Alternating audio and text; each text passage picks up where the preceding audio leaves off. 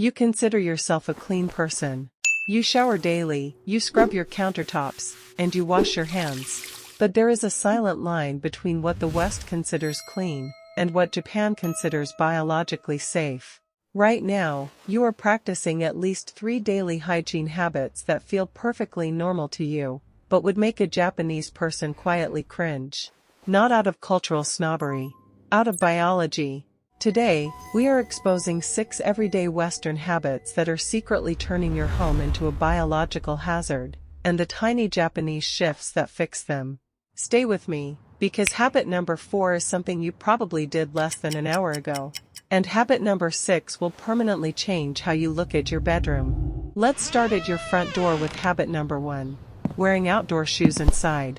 In the West, we treat the welcome mat as a suggestion.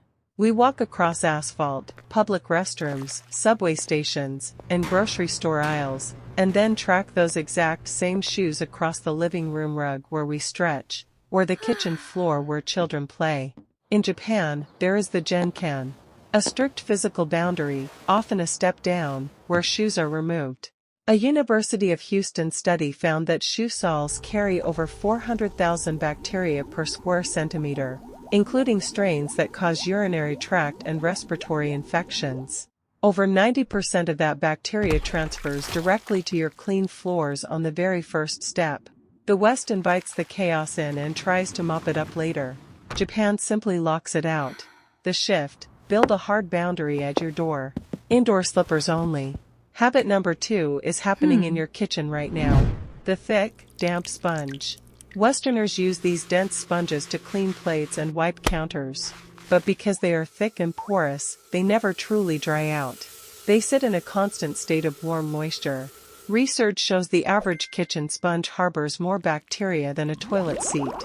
In Japan, the approach involves the fukin, which are thin, traditional cloths. They wipe, they are washed, and they dry rapidly.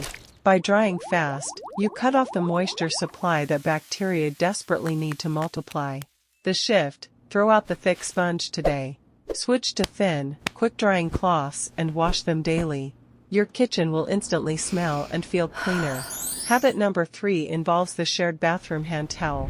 You wash your hands, you dry them on the towel hanging by the sink. 2 hours later, a family member or a guest washes their hands and uses that exact same damp towel.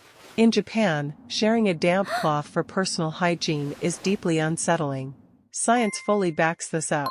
A damp communal towel is a perfect incubator for whatever the last person failed to wash off completely.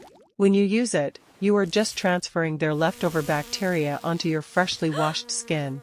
The shift. Give everyone in the house their own designated hand towel, or offer small, individual drying cloths for guests. Habit number 4 happens behind closed doors. Taking your phone into the bathroom. In the West, scrolling on the toilet is completely normalized. But every time a toilet flushes with the lid open, it creates an aerosol plume. This is a microscopic mist of biological matter that coats everything in a 1.5-meter radius, including the screen you are currently holding. You leave the bathroom, wash your hands, and then immediately pick up that contaminated phone, eventually pressing it against your face. You are essentially canceling out your hand washing. The shift. The phone stays out of the bathroom. Period. Habit number 5 is the exposed toothbrush. You keep your toothbrush in a cup on the sink, completely open to the air. Remember that aerosol plume we just talked about? Every flush sends a fine mist of bacteria into the air, which slowly settles onto your toothbrush bristles over the next 60 seconds. In Japan, toothbrushes are heavily protected, usually kept inside closed mirrored cabinets. The West prioritizes convenience over contamination.